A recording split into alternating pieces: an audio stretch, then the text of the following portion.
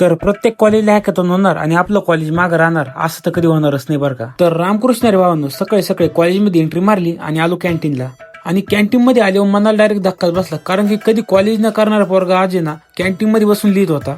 आणि त्यानंतर आलो सेमिनार हॉलमध्ये आणि महत्वाची गोष्ट सांगायची ठरली ना तर आज आपल्या कॉलेजमध्ये इंटरनल हॅकेथॉनची स्पर्धा ठेवलेली होती. कॉलेजला स्पर्धा वगैरे असणार आणि आपण तिथं काही रोल करणार नाही असं तर कधी होणारच नाही. मग मित्रांच्या आग्रहामुळे आपल्याच व्हॉलेंटियर म्हणून फोटो काढायला जावं लागलं. मग त्यानंतर कॉलेजला बाहेरून जय झाली आणि मग झाली कार्यक्रमाला सुरुवात. सर्वप्रथम देवी सरस्वती व पतंगराव कदम साहेबांच्या प्रतिमेचं पूजन झालं आणि त्यानंतर प्रिन्सिपल सरांनी थोडं लेक्चर वगैरे दिलं आणि परीक्षेचे नियम वगैरे सांगितले. आणि आपली क्षितिज भाई आपण फोटो काढण्यात लयच मग्न होते, कारण की ते पण आपल्यासोबत व्हॉलेंटियरला होते.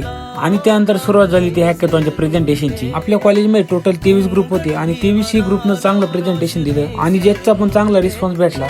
मग त्यानंतर आपण ज्याच्या आतुरतेने वाट बघत होतो ती गोष्ट म्हणजे हॅकेथॉनचा रिझल्ट. सर्वांचे डोळे पाणावलेले होते. सर्वांच्या डोक्यात एकच विचार चालू होता की हॅकेथॉनचा रिझल्ट काय लागणार आणि कोणते 3 ग्रुप पुढे येणार. मग त्यानंतर रिझल्ट डिक्लेअर करण्यासाठी माईक हातात घेतला तो माझ्या जजनी आणि सर्वांना जे ग्रुप वाटत होते फर्स्ट येणार तेच ग्रुप फर्स्ट आले. ते ग्रुप तुम्ही आता बघूच शकता.